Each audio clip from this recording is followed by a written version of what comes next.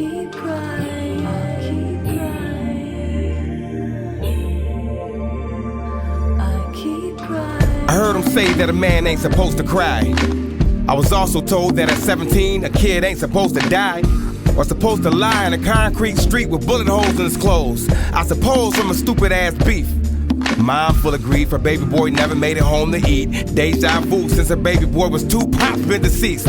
But wait a minute, her son just graduated, just had a party and the words on the cake said, "I'm glad you made it." As a matter of fact, he ain't never been in jail.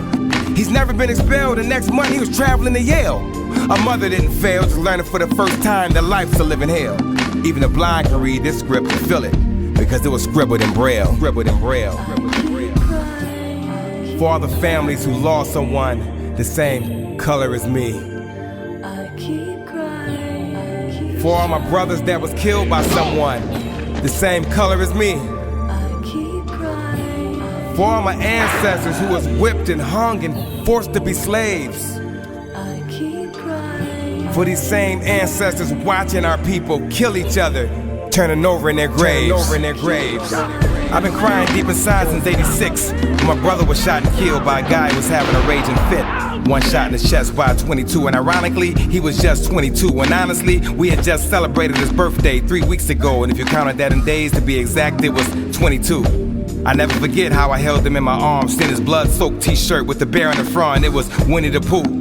I was only 18, and what I hoped to be a dream was a real-life nightmare. Watch my brother bleed while his eyes rolled back in his head and the blood sprout right out his body through the nose route. And anybody that knows about death will tell you it's a race against time with every breath. And all I could do was scream and yell for help as he died in my arms, and that was hard. I swear to God. For all the families who lost someone the same color as me. I keep crying. For all my brothers that was killed by someone the same color as me. I keep crying.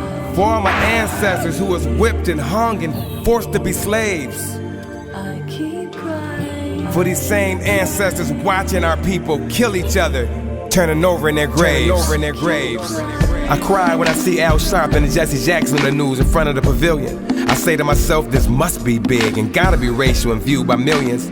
Because I never see them in the hood when it's black on black. And if you check the stats, that over 90% of our people is murdered by the same race. A disgrace, but these are the facts.